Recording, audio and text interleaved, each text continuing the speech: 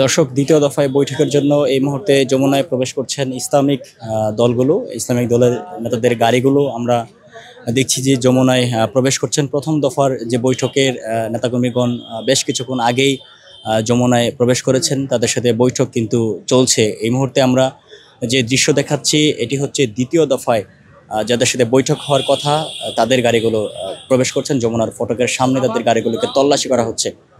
আমরা ধারণা করছি ইসলামিক দলের নেতাদের গাড়িগুলো এই মুহূর্তে যমুনার ফটকের সামনে রয়েছে।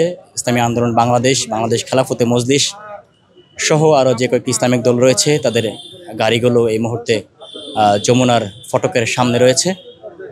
প্রথম দফার বৈঠক প্রায় শেষ পর্যায়ে। এই মুহূর্তে দ্বিতীয় দফার বৈঠকের জন্য রাজনৈতিক দলের নেতাকর্মীদের গাড়িগুলো যমুনায় প্রবেশ করছেন, সেই দৃশ্যই আমরা দেখতে পাচ্ছি। পাঠাও চলো দেশি ভাইবে, পাঠাও কারে 300 টাকা পর্যন্ত ডিসকাউন্ট। ডাউনলোড পাঠাও অ্যাপ নাও। যমুনার ফটকের সামনে নেতাকর্মীদের গাড়িগুলোকে তল্লাশি করা হচ্ছে, সেই দৃশ্য কিন্তু ফুটে উঠছে।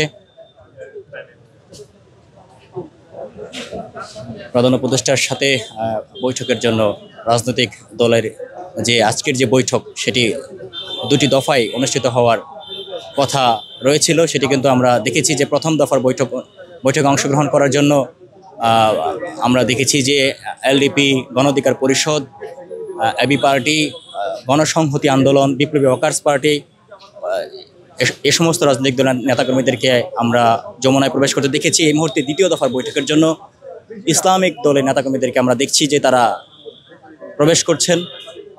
ইসলামিক যে দলগুলো রয়েছে, ইসলামী আন্দোলন বাংলাদেশ, বাংলাদেশ খেলাফতে মজলিস, সেই দলগুলো এই মুহূর্তে যমুনায় প্রবেশ করছেন, সেই দৃশ্যই কিন্তু আমরা দেখতে পাচ্ছি।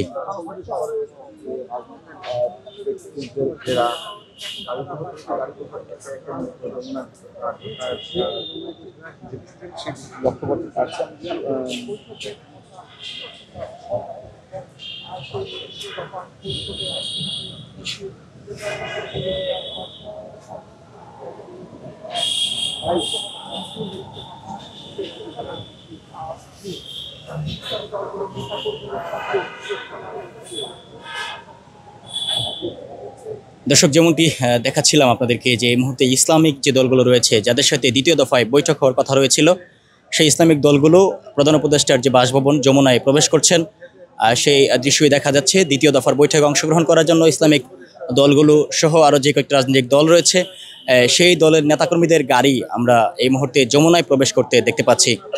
প্রথম দফার বৈঠক কিন্তু ইতিমধ্যে প্রায় শেষের দিকে, সেই কারণে দ্বিতীয় দফার বৈঠকে অংশগ্রহণ করার জন্য রাজনৈতিক দলের নেতাকর্মীদের গাড়ি বর্তমান সরকারের যে বাসভবন, রাষ্ট্রীয় অতিথি ভবন এবং বর্তমান অন্তর্বর্তীকালীন সরকারের বাসভবন যমুনায় প্রবেশ করছেন।